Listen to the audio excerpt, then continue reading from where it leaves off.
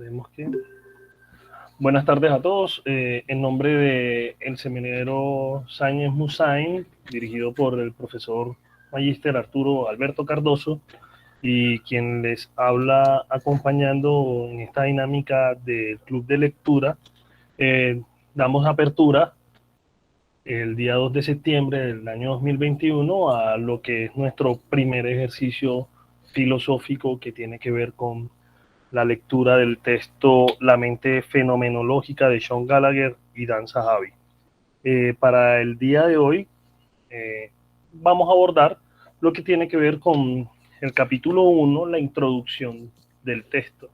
Para esto entonces se le sugiere a los participantes de esta tertulia que expresen sus escritos, sus opiniones. No necesariamente tiene que estar escrito, aunque sí puede ser en un futuro algo deseable, sobre algún apartado del texto que les haya llamado la atención, les haya generado alguna inquietud. No es el objetivo de esta primera sesión o de otras sesiones abordar extensivamente el texto, porque el texto por sí y cada una de sus secciones pueden dar para un curso o un seminario en pregrado, o maestría, en doctorado, bueno, en cualquier nivel de la filosófico en el que nos vayamos desenvolviendo dentro de la academia. Kevin, cuéntanos. Buenas tardes a todos. Bueno, profe, creo que lo primero que hay que ilustrar el libro es la metodología que usa, ¿cierto? Bueno, ya en la introducción, Gallagher y Zahavi nos plantea un poco o nos da una visión de lo que sea el libro. En la introducción ellos plantean de que la fenomenología, los filósofos analíticos y los que estudian la filosofía de la mente han tenido muchas discrepancias, ¿cierto? Y digamos, a lo largo de la historia de la filosofía siempre están esas guerras de conceptos, de concepciones, de que los filósofos se atacan entre sí, en vez de, digamos, juntar esfuerzos para tener un tema en concreto. Entonces eso es lo que plantea en primera instancia en la introducción, de que tanto los filósofos que estudian la filosofía de la mente o el mecanicismo, en cuestión, han tratado de atacar la fenomenología, ¿cierto? De quitarle quizás un grado de estudio objetivo o ese estudio sobre la conciencia. Entonces ellos lo que plantean no es, digamos, echar el agua sucia, vamos a las diversas cuestiones o nociones que se ha tenido del tema respecto a la conciencia o la filosofía de la mente, sino de que juntar esos esfuerzos que tanto en la filosofía y en las ciencias cognitivas, como la psicología, como filosofía de la mente, e incluso filosofía evolutiva, juntar los esfuerzos para que en conjunto a la fenomenología es tener un panorama más extenso respecto al tema de la conciencia. Digamos, y esta reflexión yo también la hago en torno al estandarte o al objetivo de la fenomenología, que es ir a las cosas mismas, ¿cierto? Es usar esa epogee fenomenológica, digamos, no tener prejuicios, no tener ningún tipo de nociones, digamos, a priori y que sean, digamos, y que ya se crean verdaderas de por sí, sino que colocar todo entre paréntesis. Bueno, yo también diría que en vez de colocar entre paréntesis, colocar un nuevo paradigma un nuevo paradigma epistémico, ¿cierto? Un nuevo paradigma epistémico de que ya no, digamos, se tienen nociones a priori ni nada, sino que colocar en telejuicio todas las concepciones e ir mucho más allá, digamos, de una impresión primaria e indagar mucho más, digamos, que es lo que objetivamente se plantea la fenomenología.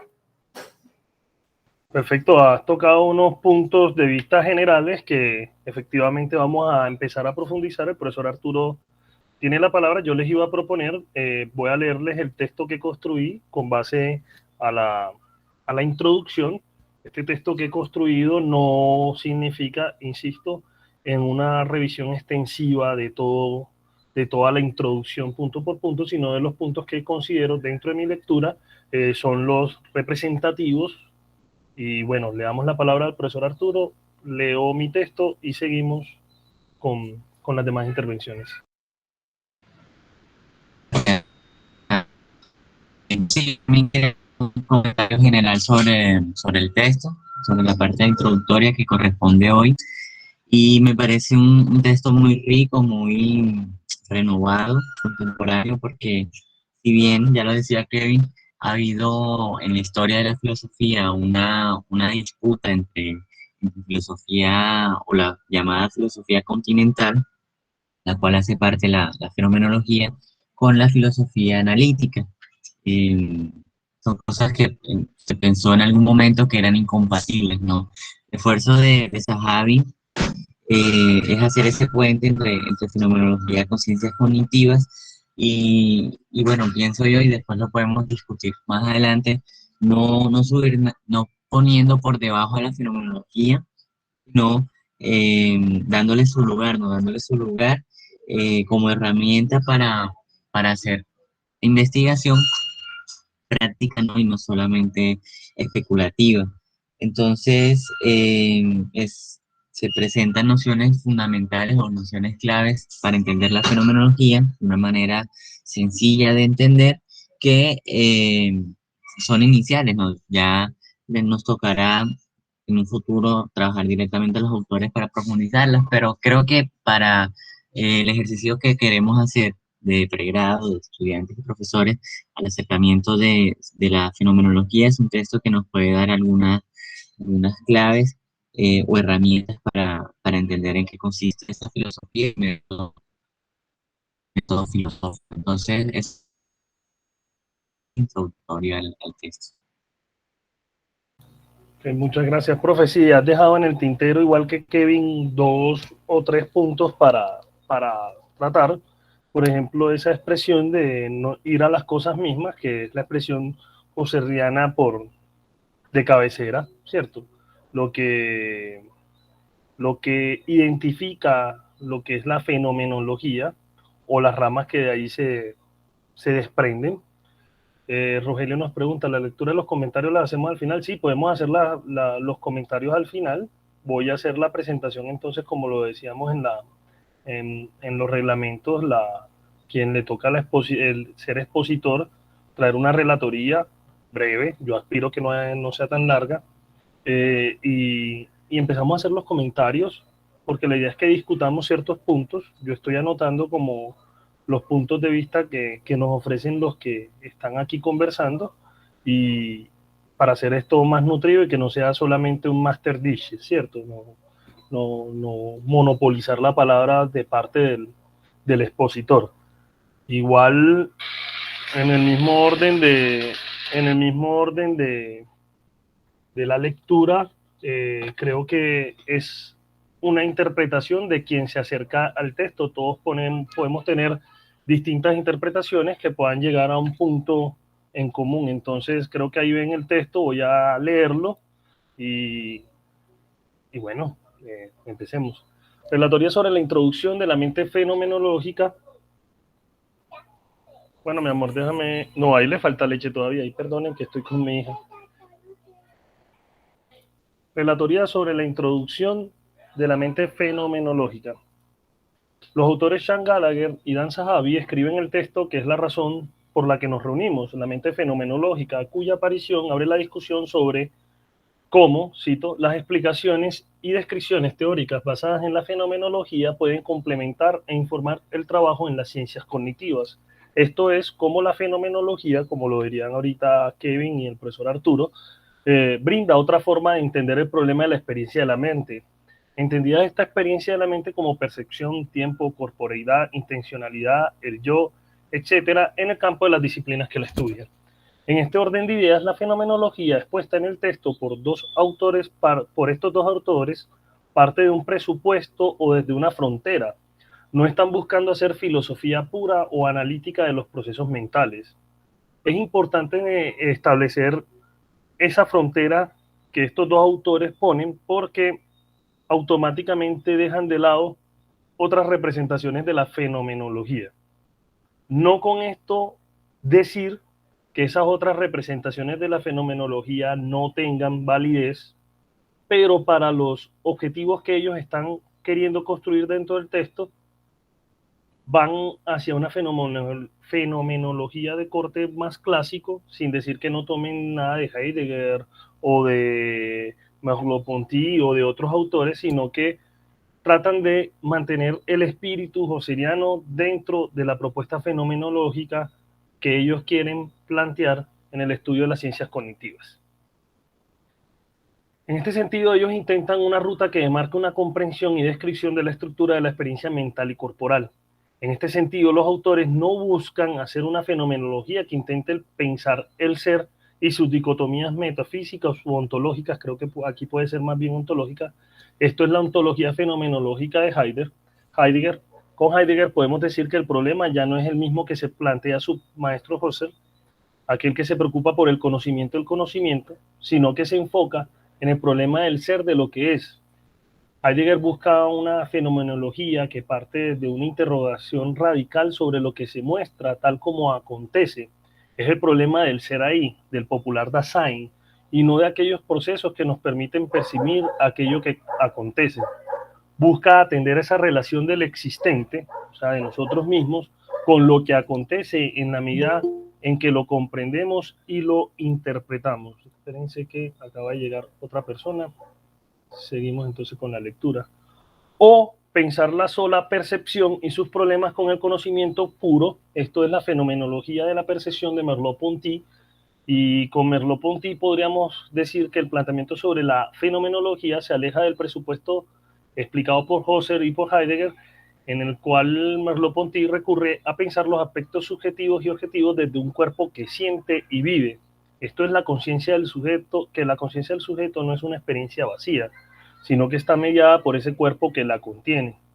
Es decir, esa experienciar la conciencia es posible solo porque hay un cuerpo que es capaz de sentir y se abre a la sensibilidad de aquello que experimenta. No puede abstraerse del cuerpo como lo exponen los objetivistas, ¿cierto? O aquellos subjetivistas. Él mata esa dicotomía de aquello que se desea experimentar. Se realiza una descripción fenomenológica de la existencia que solo es posible por medio de la comprensión del sentido de la experiencia de lo corpóreo tal como se vive. Es el cuerpo el que me permite tener la experiencia. Zahavi y Gallagher van a tomar lo corpóreo como un punto fundamental dentro de la propuesta fenomenológica que ellos llevan. Ellos establecen, los autores de este texto, establecen un punto de partida que viene a ser el campo de las ciencias cognitivas. Esto es la relación y provecho que pueden tener estas disciplinas si se alimentan de la fenomenología y toman de la tradición fenomenológica las ideas que pueden ser aplicables en la filosofía de la mente y en las demás ciencias cognitivas. En las primeras líneas de la introducción, los autores tienen como interés principal tender los puentes comunicativos entre la filosofía, con exactitud la fenomenología, y la ciencia, asunto que no es ajeno al espíritu con que fue planteada esta rama de la filosofía, la cual se debe entender bajo un doble movimiento, y es que la fenomenología es una filosofía y es también, a su vez, un método filosófico. Antes de continuar con algunas ideas claves de la introducción, es menester que nos detengamos a pensar en este doble movimiento y del por qué se puede considerar de esta forma. ¿Hay alguna pregunta hasta el momento? ¿Puedo seguir la lectura? Si tienen la pregunta de algo que escuchen, les recomiendo que la escriban en los mensajes para que no se les vaya la idea. Con Husserl nace la fenomenología no como método, sino como una filosofía que se esfuerza por comprender cómo funcionan esas relaciones derivadas de los aspectos subjetivos y objetivos de los procesos lógicos matemáticos de nuestra mente y la contradicción que en la historia de la filosofía les han endilgado a estos aspectos. Las investigaciones que marcan el punto de partida de la fenomenología están en el texto de 1901 de Husserl, las investigaciones lógicas, y en 1903 y de 1913 las relativas a una fenomenología pura y una filosofía fenomenológica. Estas son obras que estructuran qué es la fenomenología y su aplicabilidad como método. Entonces, en un rango de 10 años, Husserl define qué es esa filosofía En esta definición clásica sobre qué es la fenomenología, podríamos estar de acuerdo con Larison que la fenomenología es un análisis descriptivo de los fenómenos, esto es, de lo que aparece a la conciencia tal como aparece, sin presuponer nada sobre el ser real de este aparecer, sino solo revelando el sentido que el fenómeno tiene para mí en el marco general de mi experiencia. Yo me hago una pregunta acá y podríamos decir, entonces, pensar que la fenomenología puede derivar o ser una especie de solipsismo es una inquietud interesante que podemos hacerle al texto de Gallagher y Zagabi. De hecho es una de las críticas que se les hace, cómo no caer en una especie de solipsismo cognitivo por medio de la fenomenología. Pero dejemos esa pregunta para el final, ¿cierto? ¿Alguien escribió acá? No. Kevin alzó la mano. Bueno, Kevin, termino de leer y damos pasos a las preguntas, ¿cierto? Entonces, por eso decía si la podíamos escribir para que no se nos fuera la idea. La respuesta sería un no rotundo, según los autores, ya que la fenomenología no apela a la subjetividad de la persona que, embestida en un relativismo, estructura aquello que experimenta para elevarlo a la categoría de regla, norma o generalidad. Todo lo contrario, la fenomenología, y aquí apoyado en Husserl, intenta hacer una filosofía descriptiva que permita fundamentar unos parámetros, estructuras y sentidos de la experiencia que sea común a todos los sujetos que sean conscientes de esa misma experiencia, ¿cierto? O de esa misma conciencia, y que se pueda acceder a ella por medio de la reflexión de la experiencia misma, en este sentido, del filosofar. Hasta aquí se puede considerar que se establece una forma de hacer filosofía, y esto es reflexionar esa experiencia tal como aparece, que quiere escapar de la dicotomía cartesiana bien heredada del platonismo. Sin embargo, el alcance que plantea Husserl no es solo reflexivo, también él le establece un método descriptivo para llegar a esa experiencia del sujeto y de los fenómenos. Entonces aquí hablamos de lo que bien nos reseñó Kevin sobre la epogé, sobre la suspensión. Entonces él plantea unos 3 pasos, aquí lo estoy haciendo de manera muy reducida porque, digamos, esto nos sirve para ambientarnos sobre qué es la fenomenología. Primero se ha de realizar una suspensión, una epogé de lo que yo creo o de lo que creemos sobre el mundo. Es decir, nuestros prejuicios van a quedar suspendidos y se reflexiona sobre la correlación intencional del fenómeno que aparece como aparece y de los límites en los que se da esa aparición. Segundo, los fenómenos deben leerse y describirse en su doble carácter, tanto subjetivo como objetivo, y la correlación intencional que allí subyace o aparece en el fenómeno. Tercero, finalmente, el sujeto debe hacer la descripción de la idea, de la esencia del fenómeno. Eso se le llama una reducción eidética, una reducción a la idea para poder explicar. Aquí se busca una invariante. Esto es, cito a Larison, aquello que sin lo cual dejaría de ser. La invariante nos da la esencia del objeto en una intuición. Aquello que es la esencia común, independientemente de quien percibe, esa esencia común del objeto. El establecimiento del método fenomenológico, nacido de esta filosofía, aclara cómo la fenomenología cumple con este doble movimiento. Por tanto, se puede hacer fenomenología desde una orilla netamente reflexiva, partiendo de las descripciones y observaciones del objeto y de lo que siente el sujeto, pero además se puede partir del método para combinarlo con otros tipos de ciencias cognitivas con las cuales puedo describir y analizar el mundo que aparece frente a mí. Volviendo al texto en cuestión, observamos que uno de los primeros límites que escalan los autores es sobre cuál orilla de la fenomenología van a ubicarse. Para ello, su abordaje de la fenomenología no está alejado de la filosofía de la mente y de los problemas que allí se suscitan. Es una forma de seguir pensando y planteando problemas de la mente desde la filosofía, exactamente desde la fenomenología que, si bien respetan la tradición fenomenológica europea o continental que le llaman, de la cual extraerán algunos insumos para plantear esos problemas, son claros en advertir que no les interesan todos esos aspectos fundamentales de la misma. Los autores persiguen elevar las reflexiones fenomenológicas a una especie de reconocimiento de esta rama filosófica dentro de las llamadas ciencias cognitivas. El recorrido histórico de la evolución entre la filosofía y la psicología en cuanto al problema de la conciencia, que es uno de los primeros estadios que nos presenta la introducción, el problema de la conciencia lo presentan de una manera esquemática.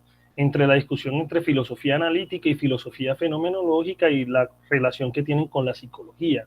Esto puede verse como positivo en cuanto ubican al lector en un marco general de las discusiones que se han dado en el último siglo.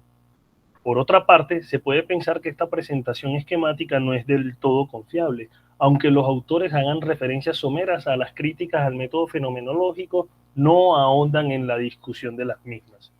De todos modos, es un libro sobre fenomenología y no es el objetivo inicial con la crítica directa al método a promocionar, ¿cierto? Creemos que la balanza se inclina a la fenomenología sin profundizar en esas rupturas que se dan dentro de la filosofía misma, fenomenología y filosofía de la mente, o entre la filosofía y otras ciencias. Creo que hubiese sido de agrado, ¿cierto?, profundizar un poco más en las críticas. Sin embargo, los autores cumplen con un acierto y es dejarnos la bibliografía reseñada para que uno se acerque a esas críticas que se le hace a la fenomenología en el siglo pasado. El primer problema que plantean los autores radica en el objetivo del texto, a saber, cito, cómo la filosofía y el método fenomenológico pueden contribuir a las ciencias cognitivas. Digamos que este objetivo atiende a las corrientes norteamericanas de sacar a la filosofía de los campos y volverla aplicada, buscarle un puesto dentro de las ciencias. No es la primera vez que esto ocurre en la historia de la filosofía. De hecho, si uno analiza la historia de la filosofía, está plagada de eventos o movimientos mediante los cuales quieren devolverle a la filosofía el epíteto de ciencia. Que uno esté de acuerdo o no esté de acuerdo ya es una discusión que podemos tener más adelante.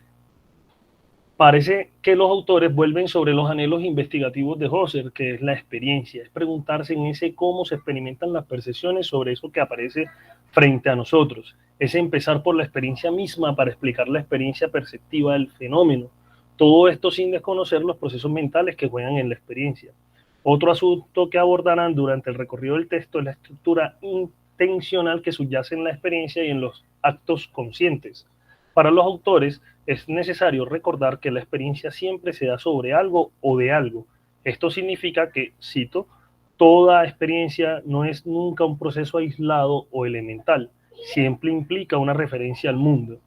La experiencia consciente no es solamente un desarrollo mental como lo sostienen algunas ciencias cognitivas, sino que se hace indispensable comprender todo lo que rodea esa experiencia a nivel de la mente, lo físico, lo social, lo cultural e incluso lo ficcional que existe en un plano distinto a lo físico. Si no leyeron el texto, él hace una referencia a Hamlet, ¿cierto? ¿Cómo era la Dinamarca de Hamlet? Sabemos que quizás el autor, Shakespeare en este caso, eh, nos, nos da una ficción de lo que él creía que era Dinamarca, pero todos los que podemos experienciar sabemos quién es Hamlet, qué pasa en la tragedia de Hamlet, etcétera, etcétera, etcétera. Entonces, esto que se encuentra por fuera de nuestra, entre comillas, por fuera de nuestra mente, porque es una ficción, también viene a ser parte de esas experiencias, de esa estructura intencional. Entonces nos dice que esta estructura intencional es un estudio de la percepción, de aquella experiencia perceptiva en la que se incluyen los distintos contextos que atraviesan las experiencias de un sujeto y que pueden ser símiles para los otros sujetos. El fenomenólogo está llamado a estudiar esta percepción no desde las ataduras del subjetivismo, sino como es vivido por medio de quien percibe y de su posición en el mundo. Y a esto se le puede sumar que ese sujeto cuenta con un cuerpo y está imbuido de motivaciones y propósitos que median en la percepción. Esto último no significa que la fenomenología busca hacer otra explicación naturalista de lo que pasa en el problema de la percepción de la experiencia. Por el contrario, trata de comprender lo que caracteriza en lo más profundo de las percepciones, juicios, emociones, tiempo y demás características presentes en la experiencia. Este lenguaje descriptivo fenomenológico podría, a vista de los autores, cito, proporcionar un modelo más adecuado de la percepción para el trabajo científico que si solo se parte de una aproximación del sentido común. Fin de cita. ¿Cómo podría ser posible esto? Se vuelve sobre los pasos de la epogea husserliana y de las modificaciones que los autores del texto vienen a proponer para fundamentar una fenomenología que responda a una necesidad interpretativa de los fenómenos de la experiencia en las ciencias cognitivas. No hay una visión del mundo desde el objeto o desde el sujeto, sino en el mundo. Hay una referencia clara hacia la interpretación del y en el mundo. Como preguntas finales que se le podría hacer a esta introducción, o por lo menos las que yo encuentro, me surge qué pasaría con la interpretación que puede darnos la hermenéutica, sabiendo que la hermenéutica también es una rama o nace de esta interpretación fenomenológica. Es posible elevar esta hermenéutica a la discusión con las ciencias cognitivas. Esto basado en que en la introducción del texto de Gallagher y Zahavi nos habla todo el tiempo acerca de la relación que tenemos con el mundo y cómo esto está mediado con la interpretación del mismo, ¿cierto? Otra pregunta que me surge es cómo la fenomenología podría llegarse a convertir en una especie de solipsismo. Creo que en la lectura siempre me ha generado esa inquietud. Cómo yo como sujeto que experiencio no estoy tentado a caer quizás en este solipsismo. Y finalmente, ¿qué tan seguro podemos estar de que la fenomenología puede ser escuchada por la ciencia? Entonces, muchachos, profesores, les dejo aquí mi...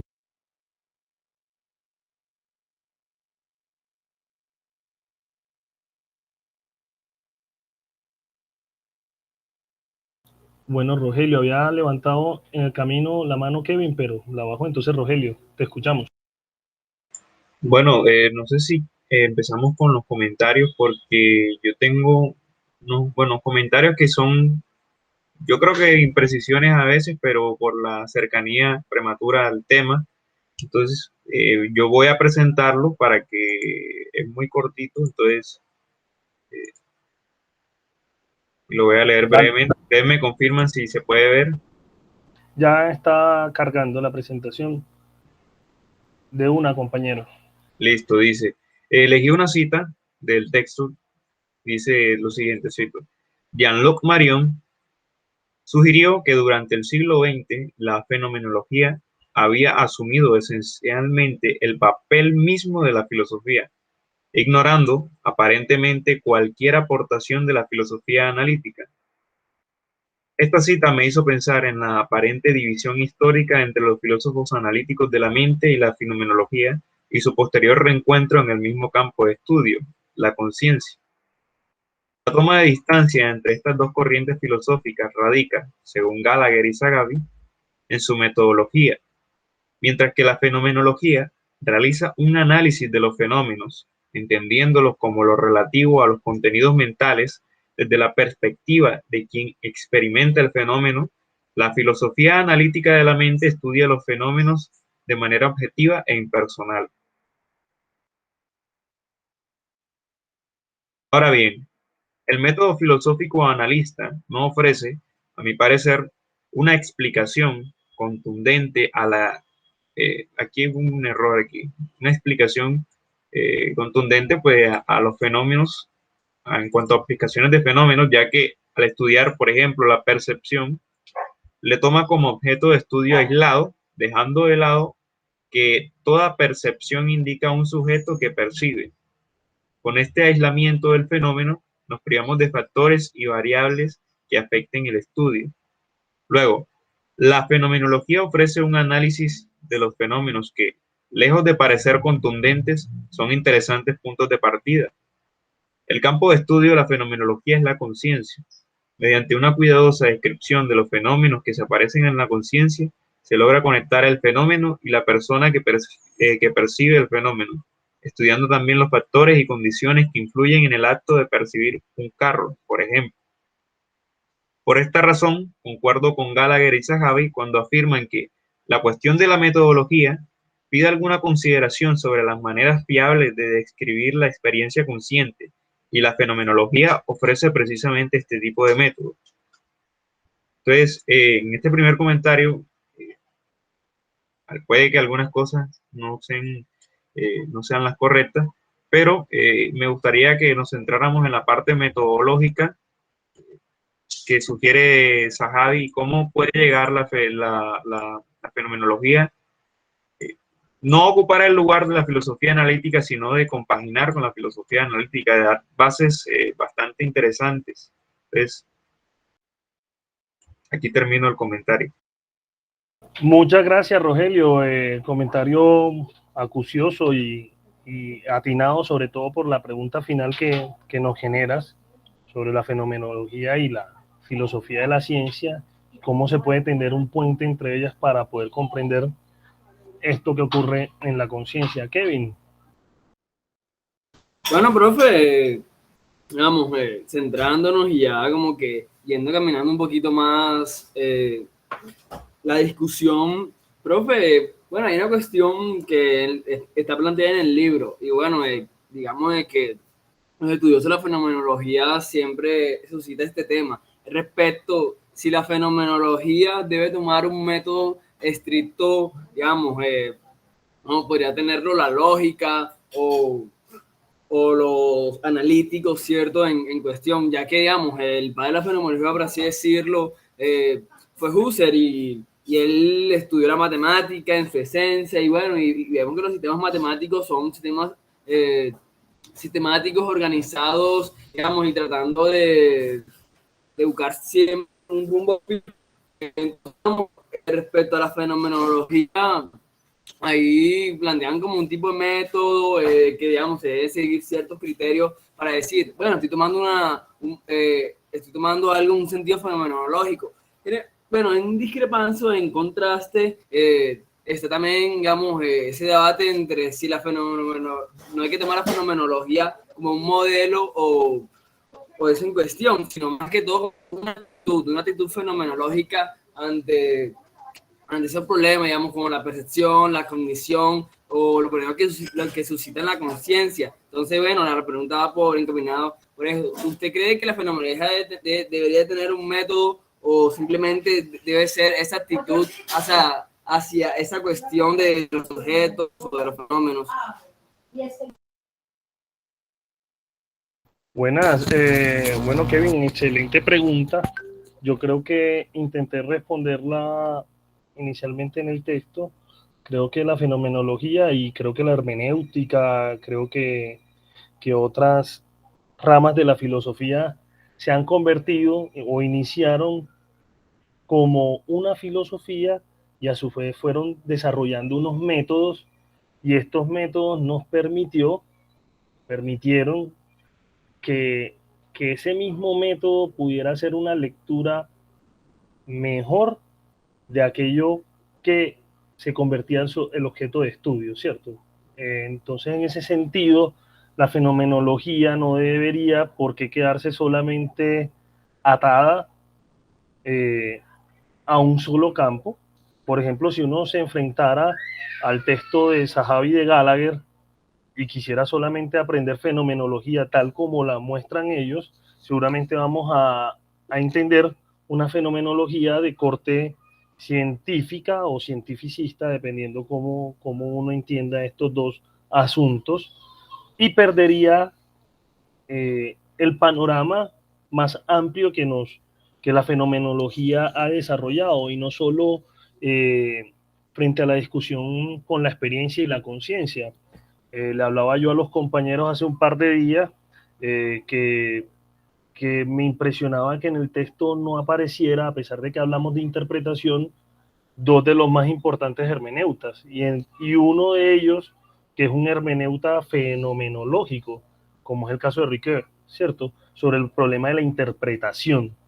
Porque todo el tiempo, si lo leemos de manera detallada, Gallagher y Zahavi están hablando de un problema interpretativo, de cómo interpretamos esa experiencia, de cómo interpretamos la conciencia. Sin embargo, por lo menos lo que nos ha dado de apertura la introducción del texto, no nombran el papel que juega la hermenéutica dentro de esta interpretación del mundo. En este sentido, creo que pretender que una rama de la filosofía, que a su vez es un método, solamente pueda ser válida dentro del parámetro X o Y o Z. Javier de Jesús, ahora te doy la palabra. Vamos primero Javier Eduardo, Arturo y después Javier de Jesús. Sería castrar las demás investigaciones que se puedan hacer, ya no de corte científico, sino de otro tipo de corte, ¿cierto? Pensar que lo último en la discusión filosófica fenomenológica es lo que propone Gallagher y Sahavi, es tener una visión un poco escueta de lo que nos puede ofrecer la fenomenología en otros campos interpretativos. Javier y después Javier Eduardo, después el profesor Arturo. Sí, de pronto un poco con la pregunta que planteaba Kevin al principio sobre método no. En el mismo texto hace referencia a esto. Yo estaba buscando la cita donde dice la fenomenología, por el contrario, no empieza con una teoría o examinando teorías, procura ser crítica y no dogmática, evitando prejuicios metafísicos y teóricos en la medida de lo posible, que no, que no, que no por eso supone entonces que es enteramente, digamos que no va a utilizar herramientas metodológicas o no puede valerse de ellas, solo que no tiene de pronto esa estructura rígida. Pero lo comento porque de alguna manera podría entenderse así. Y como estamos después de pasar de alguna manera ese mapeo que se propone en la introducción, en el planteamiento de qué es la fenomenología, empiezan como a, no sé si la palabra correcta sería chocar, pero sí aparecen estos conceptos que de alguna manera rozan con otros, sobre todo porque hay un poco de carácter interdisciplinar. Entonces, por ejemplo, en alguna parte se habla de la fenomenología como ese conocimiento o partir del conocimiento de lo que es por la experiencia del sujeto. Pero más adelante se hace hincapié en que solamente eso que acabo de mencionar es una reducción que no le hace justicia a lo que es la fenomenología en general. Entonces, indagar un poco o llegar a, pues yo creo que siempre es el problema, lograr una definición más concisa de la fenomenología en sí, creo que es un buen primer punto de inicio y que de pronto podamos llegar acá a lograr una. Porque también pienso en la segunda pregunta que usted hacía, profesor, alrededor de si era una forma de solicismo. Y yo decía, ¿será que sí puede serlo? Porque una de las máximas husserlianas precisamente es que hay, o sea, toda conciencia es conciencia de algo. Yo creo que eso rompería ese solicismo de alguna manera. Entonces no podría hacerlo, pero como dice una forma, de pronto también tendríamos que indagar la perspectiva que usted propone de una forma de solicismo, o sea, cómo es esa forma de solicismo y de pronto, bueno, y sobre todo los que ya tienen un conocimiento más profundo sobre la fenomenología, como propiamente Arturo, eh, podrían orientarnos alrededor de esa pregunta, que creo que explorarla puede ser muy pedagógico, sobre todo para que los que nos estamos introduciendo. Gracias, Javier, por tus comentarios. Entonces sigue el profesor Arturo, luego el compañero Javier de Jesús. Bueno, yo creo que la pregunta de Kevin ha sido muy acertada porque ha suscitado comentarios y buenos comentarios al respecto, ¿no? Todos en relación al texto. Yo pues quería añadir, porque lo que han dicho ha sido creo que satisfactorio, pero quisiera añadir también un poco más sobre esa pregunta, y es que efectivamente, si nos vamos a la fenomenología clásica, la husserliana, si hay un método, ¿no? Hay algunas discusiones con respecto a ese método, incluso con el mismo Husserl, de si se trabaja el yo trascendental, si le apogee, si no le apogee, pero hay cosas que sí son muy características y yo creo que a medida que vayamos leyendo el texto la vamos a encontrar, porque como el intento de estos autores, ¿no? Uno está, que parte de la subjetividad, o sea, cómo al individuo se le presenta o se le da la donación, el fenómeno, cómo este se le presenta, y no de manera, eh,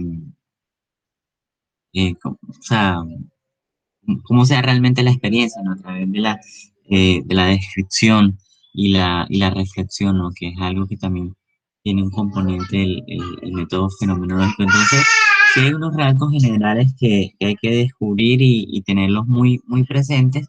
Y claro, lo que viene posterior, ahorita vi la cita de Marion, pero no sé si era Marion o Nancy, que decía que lo que viene después de la fenomenología clásica son las herejías, ¿no? Las herejías que son las distintas reinterpretaciones o interpretaciones creativas de los distintos autores, los franceses, Ponty, Sartre, el mismo Heidegger, que van a tomar ese primer intento husserliano y lo van a aplicar a sus propios intereses, ¿no? Y sus propias diferencias, pero creo que sí se puede sacar unos rasgos generales de lo que es el método fenomenológico y no perdernos de vista, porque de hecho en algún momento podemos decir esto ya no es fenomenología o esto ya no está siendo fenomenología.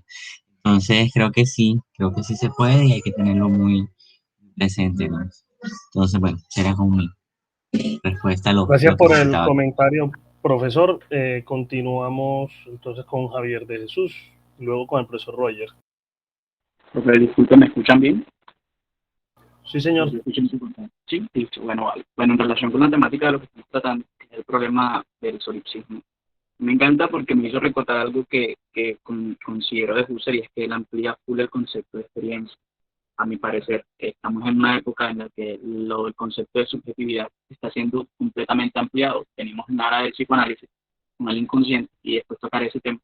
Y ahora tenemos el concepto de experiencia con Husserl, que me parece súper chévere porque él amplía el concepto de tal forma que lo toma del empirismo y dice, loco, está bien, la experiencia es muy importante, pero no solo podemos experimentar objetos concretos y particulares, sino también abstractos y universales. En este sentido, él lo toma en el rango de los valores, estas ideas como que están ahí, pero que todos experimentan de manera objetiva.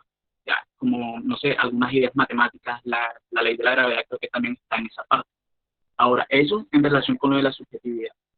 Bueno, el problema de la interpretación con relación de la fenomenología y la hermenéutica me parece súper particular porque es algo que se está tratando desde hace muy poco tiempo, al menos desde la psicología, con autores como Roy O'Malley, como Emilio Romero, que intentan hacer una relación súper particular con el psicoanálisis. ¿Por qué? Porque el psicoanálisis lo ponen al pie de una ciencia hermenéutica de cierta manera, ya que el eje central de esto es hacer un significado de las vivencias. Y así, con ese significado, podemos relacionarlo full con la ciencia de la hermenéutica. Ahora, si bien Rollo May lo toma desde una relación humanista existencial, fenomenológica humanista existencial, autores como Emilio Romero sí hacen el hincapié, incluso creo que también Eric Fromm, en uno de sus libros, utiliza esta herramienta para, de cierta manera, inmiscuir entre líneas los conceptos de existencialismo, fenomenología, sin siquiera darse cuenta, creería yo, no sé qué influencia ha tenido el hombre. Ahora, quisiera aportar algo que encontré en otro texto, pero que me parece súper particular porque en todo momento estuvo relacionado directamente con esto. Primero, la relación que presenta directamente la fenomenología con la hermenéutica, que obviamente ya va a mencionar, y cómo rescata esta hermenéutica del psicoanálisis y cómo podemos hacer una relación de estos mismos. Ahora, tomar esta cita porque creo que puede ser más esclarecedora de lo que yo dije, de un texto, que es una traducción de un libro, que no recuerdo el nombre, ahora lo paso por el chat, y dice, la mayor separación entre el psicoanálisis y la psicología fenomenológica se encuentra en la pronunciación de tendencias del psicoanálisis a basarse en interpretaciones y formulaciones teóricas. Y ya sabemos que esto, pues, para la fenomenología no es muy chévere, ¿ya? Entonces, la fenomenología evitará las interpretaciones en una de la descripción y la reflexión abierta, poniendo entre paréntesis, en la medida de lo posible, los prejuicios y las creencias sedimentadas. Esto es una de las diferencias más claves, pero créanme, si se ponen a analizarlo, para interpretar la psicología, el psicoanálisis o el enfoque psicodinámico para entrar en conceptos más, no sé, científicos, de alguna manera más analíticos, entonces nos damos cuenta que el enfoque psicodinámico en realidad tiene muchas partes en relación con la fenomenología. Y podría decir un par, como por ejemplo la asociación libre, que la relacionan full fuerte con la idea fenomenológica del método fenomenológico, porque se influye a los análisis que permiten que la mente fluya de manera liberada, o sea, es la asociación libre. Y se puede relacionar directamente, por acá lo tengo, con el método fenomenológico, la suspensión del juicio, porque nos pide que coloque entre paréntesis nuestras creencias. Y de cierta forma, esta suspensión de las creencias también se ve en la relación libre. en la asociación libre, perdón, del psicodinámico. Eso hay un montón de cositas más por ahí chévere, pero en realidad me gusta full la visión del libro porque nos muestra un aspecto más práctico de la fenomenología y no se queda solamente en la idea de que, oh, wow, sí, es muy complicado, todo el mundo dice fenomenología, ¿qué es eso, loco, no? La cosa de la supresión del juicio. Pero en realidad está bien, el texto también lo dice, está hablar de fenomenología es hablar de un diálogo oscuro, porque se vuelve muy complicado y la idea de aterrizarlo en planos como más cotidianos me suena bastante interesante. Muchas gracias, Javier, por tu participación. Le damos la palabra al profesor Roger. Gracias, bienvenido, profesor. Bueno, gracias a ustedes. Disculpen un poco la tardanza. Bueno, a mí me parece interesante, digamos, estos puntos de vista que acaban de dar los jóvenes, porque el solipsismo en la filosofía de Husserl, digamos que aborda un problema que le permite, de cierta forma, a Husserl aportar algo nuevo desde la fenomenología. Yo creo que Husserl, a partir del análisis que hace de Descartes, creería yo, quinta meditación, encuentra muchos fundamentos como para pretender no caer en lo que muchos consideran solipsismo, ¿no? Entonces, el problema está enfocado ya en el mundo y es de entrada esa discusión, creería yo, una realidad intersubjetiva, ¿sí? Que rompe con varios esquemas que creo ya ustedes han comentado en el transcurso del ejercicio, que tienen que ver más con la objetividad de la ciencia, ¿no? Entonces, yo siento que Husserl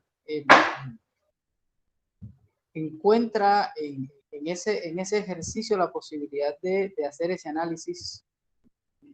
No creo que haya sido ajeno a él esta posibilidad de pensar. Ahora, la pregunta que podríamos hacernos, creería yo, es si Husserl, de pronto, al tratar de dar respuestas frente a este ejercicio solipsista, con su propuesta fenomenológica, está cayendo en un solipsismo. Muchos piensan que no, otros.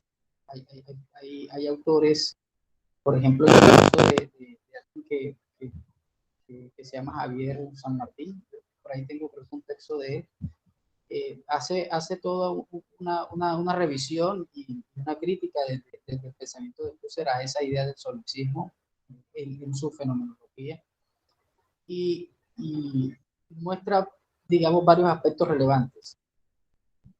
Sé que estos temas lo que hacen es, creería yo, un poco ampliar el problema de definir conceptualmente nosotros acá la fenomenología, pero también nos permite centrar que la fenomenología, al convertirse en una respuesta, o más que en una respuesta, genera nuevas posibilidades de pensamiento. Y el método de Husserl, digamos que como que permite que esa realidad en la que nosotros estamos se pueda aprovechar desde distintas esferas. Entonces, creería que con la posibilidad de pensar este ejercicio solipsista en la fenomenología de Husserl, también se nos van a abrir, digamos, varias preguntas por temas fundamentales que digamos que fueron tratados por él, no sé si resueltos en su totalidad, pero sí tratados por él, como por ejemplo, si Husserl encontró en alguna parte algunas contradicciones desde el solipsismo en el pensamiento cartesiano, por ejemplo, la incompatibilidad del trascendentalismo solipsista con la intersubjetividad. Esas son situaciones que creería yo nos llevan a poner en discusión y en crítica profunda todo el ejercicio de la fenomenología a partir de Husserl, ¿sí? pues ya después aparecen nuevos autores que los vamos a ir tocando en el camino. De hecho, el profesor Lino y a mí nos toca un tema bastante interesante que tiene que ver con el tiempo, y eso también nos va a permitir ver esas posibilidades de pensar estos ejercicios. Entonces, yo creería, muchachos, que agotando, digamos, ya un poco más de lectura personal, ¿no? Agotando desde la lectura personal estos temas, podríamos de alguna forma llegar al final o al objetivo final de todas estas charlas, y es tener un concepto fenomenológico mucho más completo, ¿sí? Que parte de Husserl, pero que no termina con él, y si me lo preguntan, que no inicia con él, pero que él es una muy buena herramienta para, para que se generen todas estas discusiones, ¿sí? No digo que no inicia con él porque Husserl encuentra en otros autores un montón de situaciones importantes que le permiten desarrollar estos campos. Entonces, quería concluir como la idea que Husserl en ideas creo que nos lleva a observar esas sensaciones de solipsismo, y que no hay ningún contrasentido en la posibilidad de que no exista, digamos, ese ejercicio, pero que de mi concepción va en contra digamos, de toda la experiencia intersubjetiva. Entonces, no sé si, yo creería que la misma reducción no lleva al solipsismo, pero no sé si dentro del ejercicio de pensar y de hacer un análisis de proceso, podríamos llegar a encontrar algunos indicios que nos puedan acercar a esa relación, ¿sí? Lo que sí es importante acá es que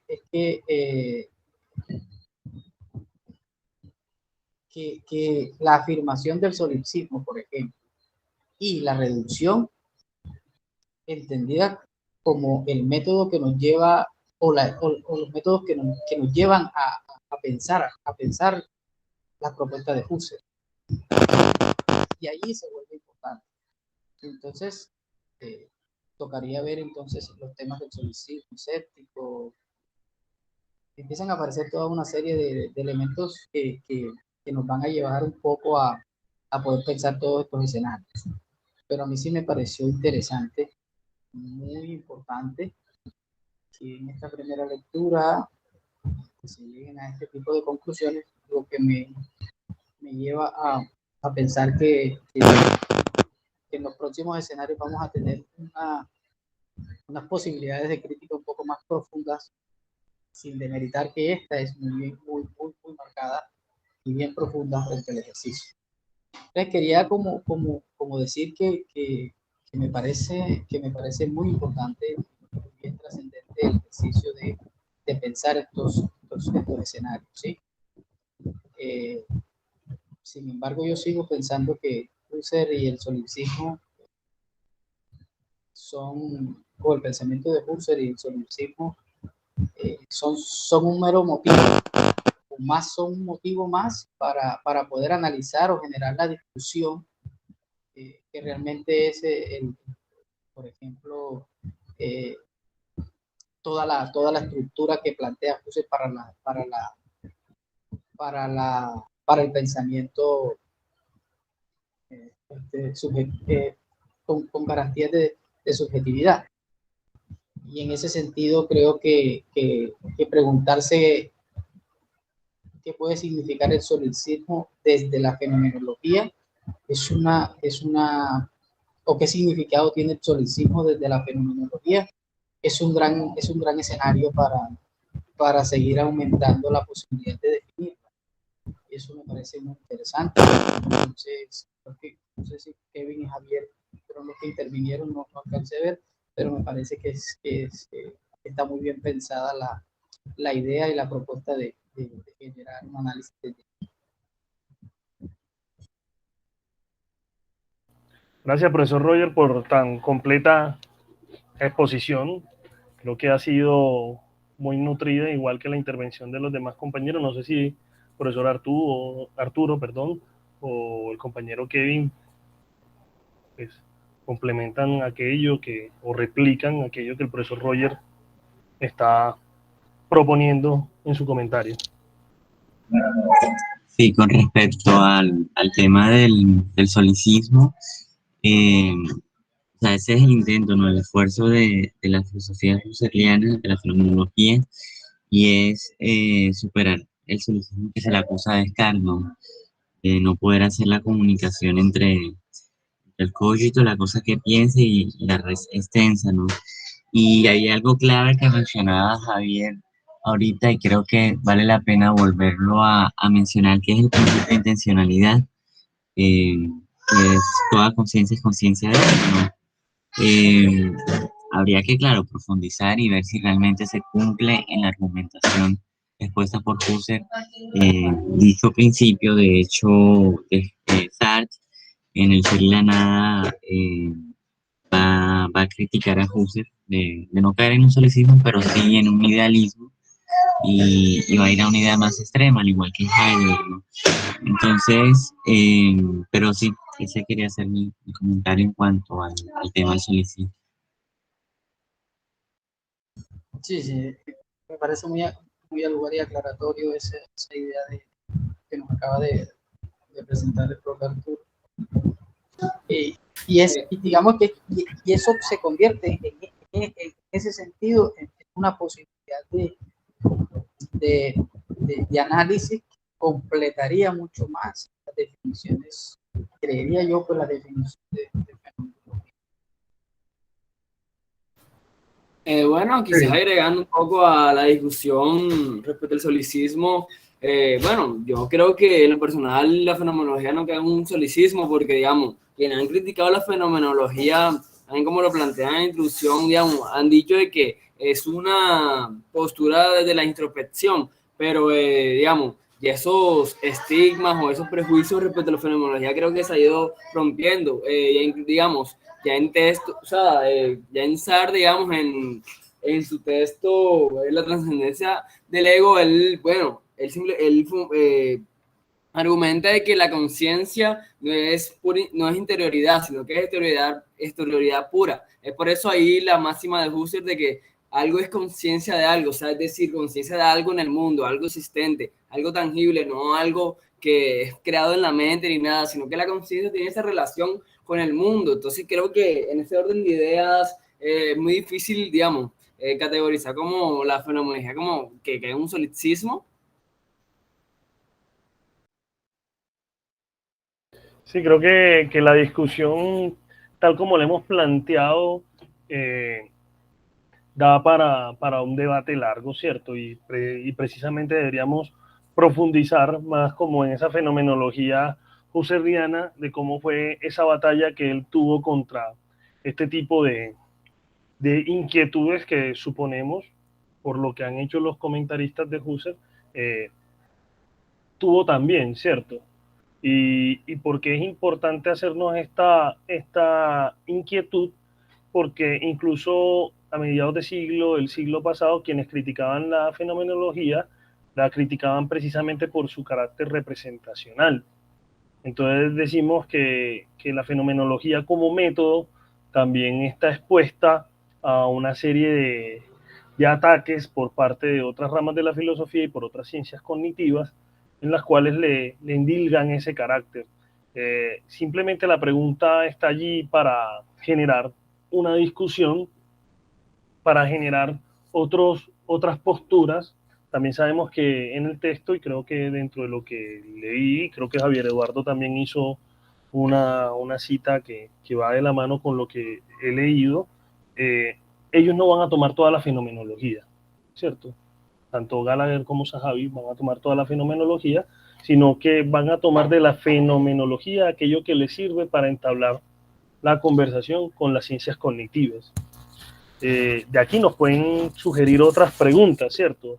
Preguntas tales como, ¿cuál es el afán de elevar nuevamente el discurso filosófico a categoría de ciencia? Que, como lo anoté, no es la primera vez, no es el primer intento que se hace en la historia de la filosofía, ¿cierto? ¿Qué tanto este puente tendido hacia hacia las ciencias cognitivas no desvirtúa las otras narratividades que nacen desde la misma fenomenología? Porque no sé si lo saben o recordarán algunos, cuando aparece este libro de Zahavi y de Gallagher, hay un boom, hay una explosión de la fenomenología nuevamente, como si la fenomenología fuera solamente este problema o estos problemas que presentan estos autores, ¿cierto? Por eso reseñábamos también en un principio en el texto las otras dos miradas de otros dos fenomenólogos clásicos, como son Heidegger y Merleau-Ponty, cada uno desde sus orillas, haciéndole las críticas a su maestro. Y también podríamos traer a la discusión o al grupo las críticas que el mismo Gadamer le hace a la fenomenología, o las críticas no, o lo que toma Paul Ricoeur y une la hermenéutica y la fenomenología, ¿cierto? Como una herramienta más completa para interpretar textos y situaciones históricas. Creo que es fundamental que mantengamos ese límite que han puesto los autores del texto, en el cual vamos a conversar una fenomenología de la mano de las ciencias cognitivas. Sin embargo, no, como buenos filósofos que somos, como amantes a esta disciplina humana, nos generan unas preguntas, ¿cierto?, que los autores, por ser una introducción, no van a ahondar, pero suponemos o esperamos que estas discusiones se sigan dando y que los autores la puedan resolver a la medida que vayamos recorriendo el camino que plantean Zahavi y Gallagher. No sé si las chicas que no han hablado tienen algo para decir, o Joan Sebastián también tiene algo para decir.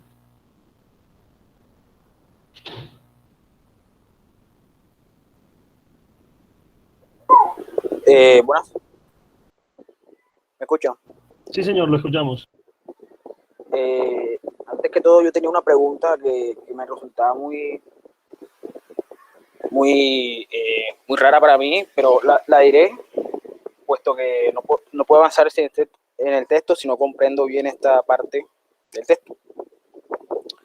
En el texto se hace una dicotomía con respecto a la labor que existe en el fenomenólogo y en el científico cognitivo, ¿verdad? Entonces, mi duda recae en por qué el texto toma al fenomenólogo como, o así lo entiendo yo, como alguien que ejerce una profesión, es decir, alguien que ejerce una actividad de percepción sobre el perceptor. De hecho, ahí se marcan tres sujetos: el fenomenólogo, el perceptor y el científico cognitivo. Entonces, ¿cómo es posible el planteamiento de un sujeto, es decir, el fenomenólogo, que se plantee problemas de la percepción que están fuera de sí, y no más bien por qué no se presenta que la fenomenología es un análisis no desde un fenomenólogo, sino desde el propio del mismo sujeto? Porque es que cuando ahí proponen los ejemplos del carro, que este carro es rojo, que este carro lo veo desde cierta perspectiva. Esos son análisis que hace, o sea, que lo puede hacer el mismo sujeto. O sea, no es necesario que exista un fenomenólogo. Yo tengo la pregunta si es que el texto colocó el fenomenólogo como una explicación para dar sustento a las labores, a distintas labores que se presentan entre uno y otro, o es más bien una labor que presenta un sujeto con respecto a la estructura y los componentes que tiene la percepción desde un ámbito, desde la experiencia. No sé si me entendieron. Sí, señor, excelente pregunta, Joan. Yo voy a aventurarme y después, o no, si quiere alguien aventurarse para no ser yo el monopolizador de la palabra. Quien quiera aventurarse a discutir esta pregunta interesante que Joan Sebastián nos está haciendo.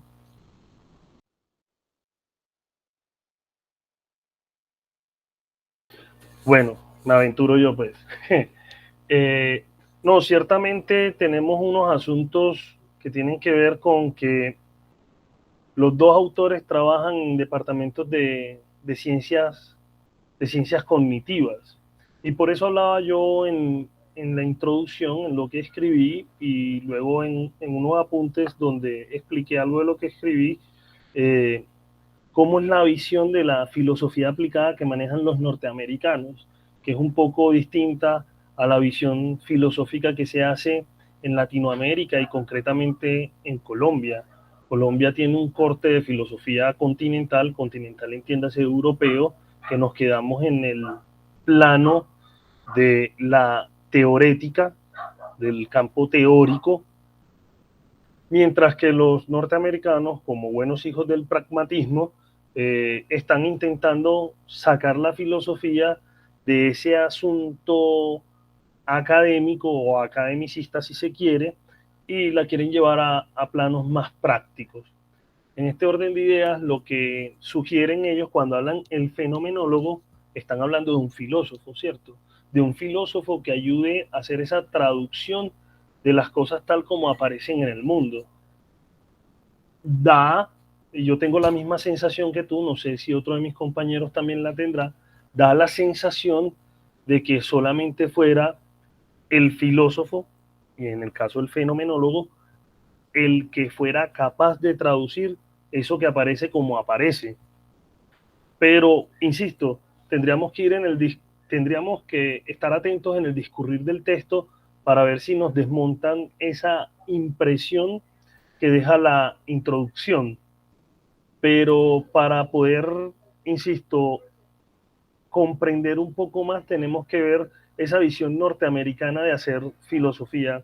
Hablo un poco también de otro campo que conozco, y en este caso la filosofía antigua, y una de las filósofas que sigo, Marta Nussbaum, creo que es de conocimiento de ustedes, que ella es una experta en Platón y en temas de la antigüedad, y ella hace algo de filosofía aplicada trayendo la educación socrática a las aulas norteamericanas. Ya ha hecho 2 textos donde propone un método educativo tomando en cuenta algunas enseñanzas platónico-socráticas, si se quiere, y de cómo se aplican en las aulas de clases de educación superior y digamos como lo que valga allá la educación media acá. Entonces vemos que siempre es una preocupación norteamericana de hacer filosofía que salga más allá de las aulas. Ahora bien, podríamos decir, no es esto una forma de hacer filosofía, si es esto una forma de hacer filosofía, me gusta o no me gusta, ya sería otra discusión. Pero entendido eso, vemos aquí entonces los argumentos de peso con los cuales Zahavi y Gallagher, o Gallagher-Zahavi, están justificando la presencia de la filosofía fenomenológica dentro de la narratividad de la ciencia.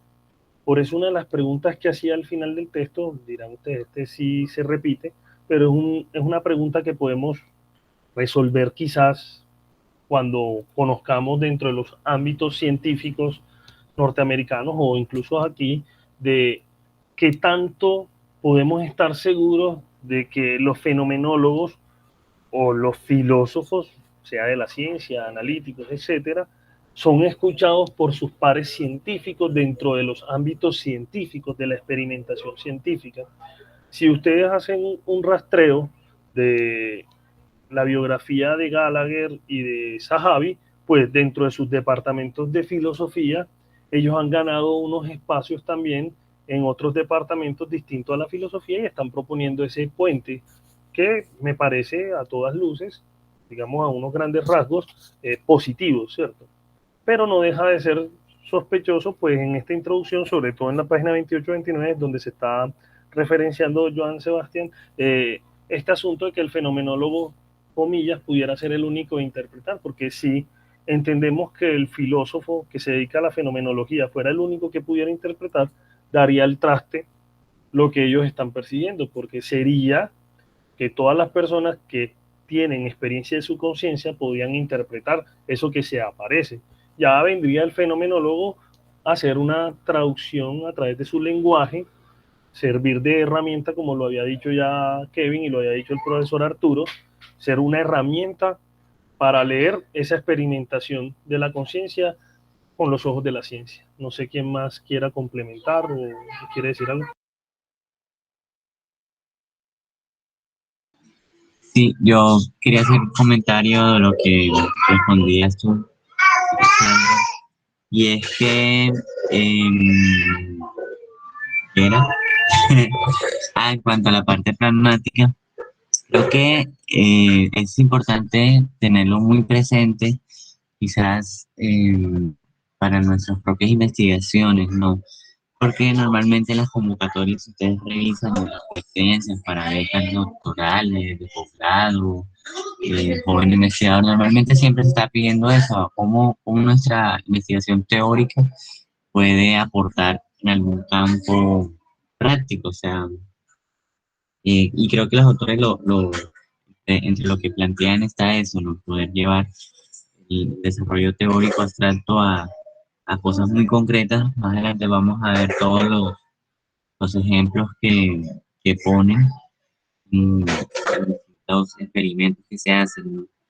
Y lo otro que quería comentar era sobre, adivina Carlos. Bueno, si recuerdo ahora les digo. Bueno, ¿alguno más quiere hacer algún comentario? No sé si Joan Sebastián se siente un poco, que creo que no, satisfecho con la respuesta, yo aquí siendo atrevido respondiendo por ti, sobre la inquietud que haces, o por lo menos te da un poco más de amplitud para que esa cuestión pueda ser respondida a medida que vayamos avanzando en el texto. Sí, me resultó muy satisfactorio la respuesta porque solo me había quedado en el aspecto como pragmático en el cual el fenomenólogo es el único que puede realizar esta actividad, cuando de hecho en el texto se habla sobre que la experiencia perceptiva está informada por las capacidades y habituales corporales que posee, es decir, que posee cierto sujeto. Así que si bien el fenomenólogo puede explicar en su lenguaje los problemas o la relación que surge entre el sujeto y el fenómeno que se me presenta, de alguna forma no llega a ser completa para mí, pues, porque no existe, o sea, no puede ser, yo digo que no existe un lenguaje como, no existe un medio por el cual el perceptor le explique al 100% lo que está viendo o lo que está presentándose, por lo menos. Entonces, yo me quedo con la idea de que solamente colocaron esta dicotomía para saber, mejor dicho, qué labores cumple el filósofo, el fenomenólogo con respecto a, y distinguirlo con respecto a los científicos cognitivos y ya está, o sea, y no voy a ir más allá de esa explicación. Muchas gracias. Sí, claro es en la introducción que dicen eso que tú estás diciendo.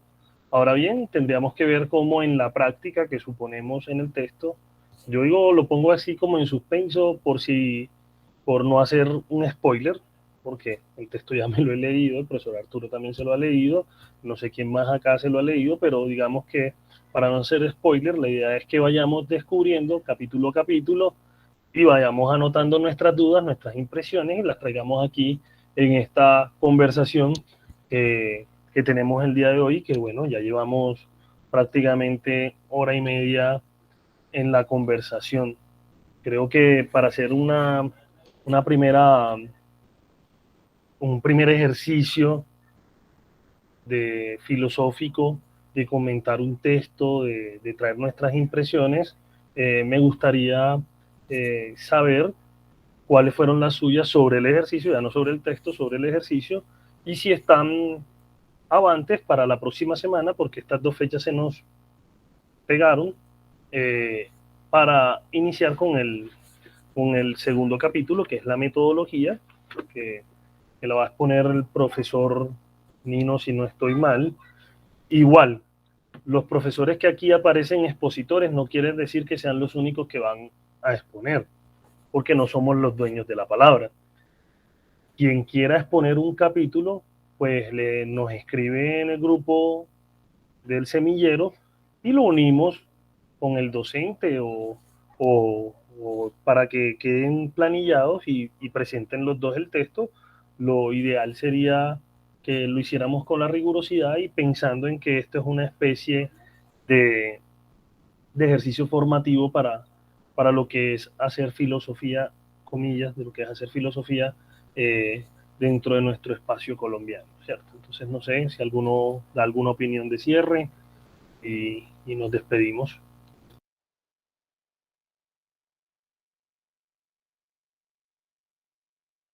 Bueno, profe, creo que vamos, estoy satisfecho con respecto al día de hoy y creo que hay mucha tela por cortar y digamos más temas que tratar respecto a este tema, pues este libro, porque digamos es un libro bastante extenso y que bueno, usa una metodología un poco híbrida, digamos, yo clasificaría así, entre filosofía y pues y ciencias. Entonces creo que vamos, pues vamos en buen camino y bueno, esperar el próximo encuentro.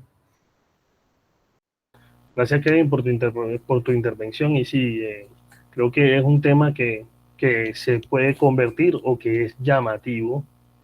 Yo les confieso que siempre he tenido mis prevenciones cerca o frente a esa forma de querer sacar la filosofía porque sí, porque puede convertirse en algo mercantil, pero lo cierto es lo que dice el profesor Arturo, son las dinámicas que hay incluso en nuestro mercado laboral y tenemos que también aprender estos trucos, ¿cierto? Para poder estar avantes y vigentes en nuestros medios. No sé quién más da alguna otra opinión para cerrar.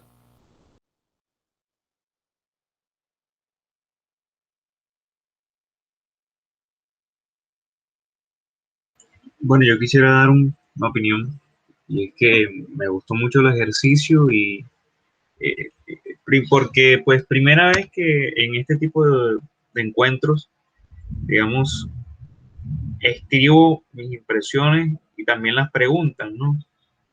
También quisiera que, digamos, al finalizar o los libros, esas preguntas que nosotros formulamos, tal vez, no sé, si podemos responderlas o no las podemos responder, o entregar, no sé, un informe de esas preguntas, de si las solucionamos o no. Es algo que, no sé, me parece una propuesta ahí pues, de los que escribo las preguntas, no los que escriben las preguntas, o si realmente llegaron a solucionarlas o no. Entonces, por ejemplo, yo tengo varias preguntas ahí que, bueno, al transcurso del libro supongo que ya las iré eh, viendo y descubriendo, y si no, pues al final del libro, pues rendiríamos como un informe, o yo podría mostrarles cuáles fueron las dificultades en el texto, no sé. Oh, Rogelio, creo que lo que nos estás proponiendo es excelente en la medida en que de eso se trata el ejercicio, ¿cierto? No es solamente leer, sino leer y escribir. Se los digo como estudiante de doctorado y que, digamos, le llevo un poco de tiempo, no con esto diciendo que sea mejor o peor que alguno de ustedes, no, sino que creo que una de las fallas de los pregrados es no hacer el ejercicio que hicimos hoy. Precisamente es, yo leo, cuestiono el libro y escribo y dejo mis preguntas escritas, porque la filosofía como la hacemos hoy en día se basa en eso, en escribir.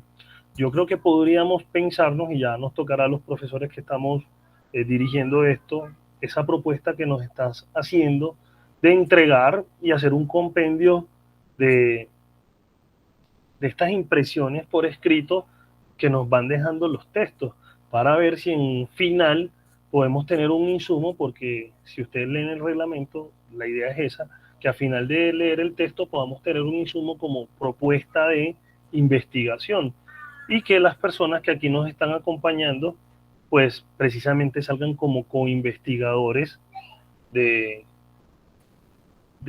este, lo voy a poner en estos términos, aunque no se me malentienda, de este producto que estamos realizando dentro del semillero.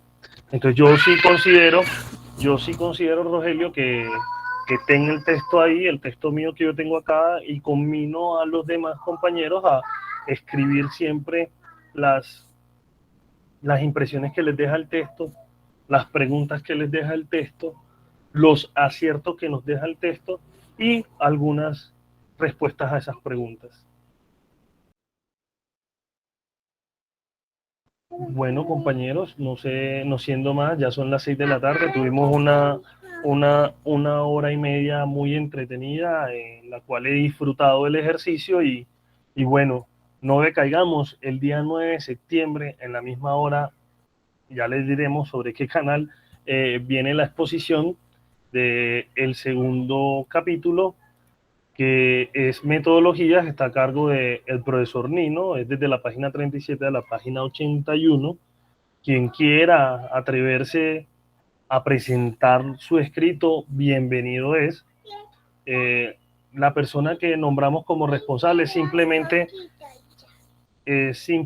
para que haya un doliente de la exposición y no quede esto al aire, pero hagamos el ejercicio que estamos llamados a hacer, que es escribir, leer, escribir, comentar, preguntarle el texto. Entonces, sin más, muchas gracias, muchachos, por haber venido, por haber estado aquí, y bueno, sigamos avante en este ejercicio filosófico. Feliz noche, feliz resto de semana. Hasta luego, profe. Muchas gracias a usted. Chao, chicos. Gracias, Sandro. Hasta luego, Kevin. Hasta luego, Arturo. Hasta luego, Rogelio.